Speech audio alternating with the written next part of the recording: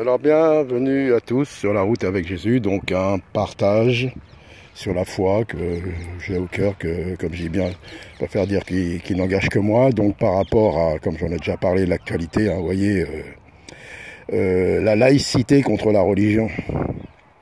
Et ça c'est des combats, comment dire, aussi bien d'un côté que de l'autre, aucune puissance. Alors quand je parle de religion, alors certains vont dire oui mais la religion c'est croire en Dieu, oui. Quand je parle, c'est religion des hommes, inventée par les hommes et dirigée par les hommes. Mais disons, alors à ce moment-là, s'il fallait parler de religion, une religion qui est dirigée par Dieu. Et là, cette religion, si on pouvait parler de religion, personne ne peut l'ébranler. Alors comme dit Jacques, la religion authentique, hein, qu'est-ce que c'est, hein, c'est de s'occuper de la veuve et de l'orphelin. Bon, il n'y a pas que ça. C'est d'être dans la sainteté, dans la sanctification. Voilà, c'est ça la véritable religion. Hein. Et cette religion-là, elle est dirigée par Dieu. Donc voilà. Donc aucune puissance. Donc nous voilà, ils veulent ils interdisent ce qu'ils veulent. Hein. Tout ça, c'est de la poudre aux yeux. Hein.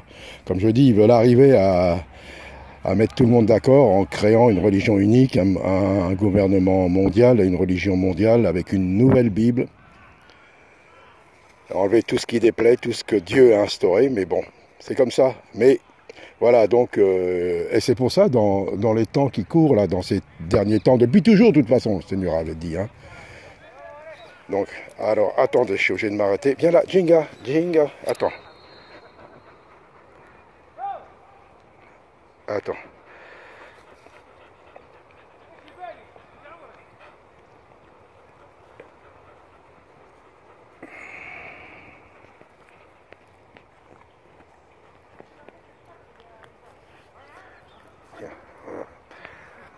Voilà, parce que comme il y a quelqu'un qui est passé, puis elle, des fois, elle va vers les gens pour s'amuser, puis bon, ça plaît pas à tout le monde. Donc voilà, donc, excusez-moi, hein, voilà, c'est du direct, hein, vous voyez, hein, donc voilà, donc, dans ces temps qui courent, et s'ils veulent interdire, vous voyez, comme on dit, religion, le signe visible, mais nous, le signe est invisible, il est en nous. Donc nous, on risque rien. Hein.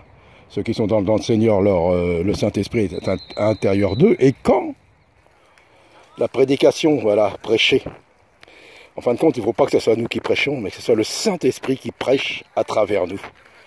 Et là, mes amis, quelle puissance quand le Saint-Esprit prêche à travers nous, vous voyez. Donc, ah, il y en a, là. Chinga, viens là. Viens par là, oui. Voilà.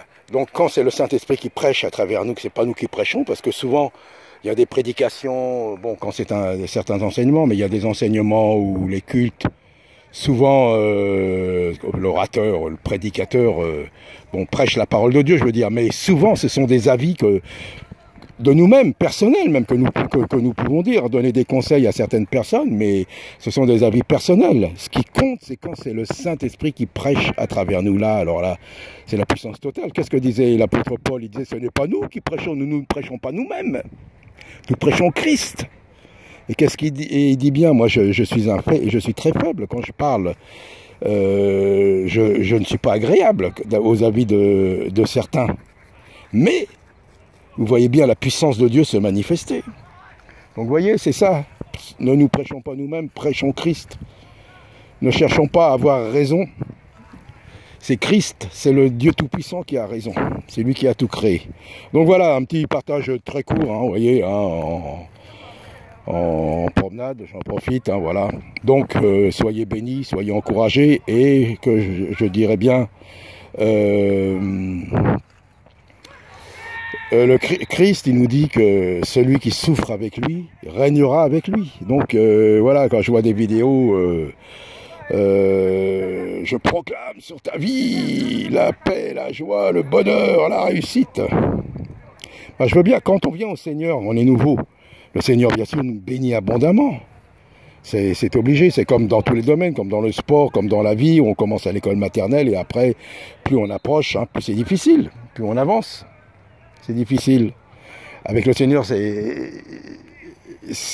la même chose. Pourquoi certains disent, ouais, ça fait 20, 30, 40, 50 ans que je suis dans le Seigneur, aïe, aïe, aïe, aïe, ça va pas, c'est que des problèmes, c'est dur. Mais c'est normal. Il faut se rappeler qu'on était à l'école maternelle. C'était bien, c'était une garderie en fin de compte. On s'amusait, on apprenait des choses. Et après, quand on a commencé, hein, en primaire, et après, secondaire, et après, et ceux qui veulent suivre des hautes études, hein, médecine et autres, là c'est difficile, c'est plus de la rigolade. Et bien avec le Seigneur, c'est la même chose.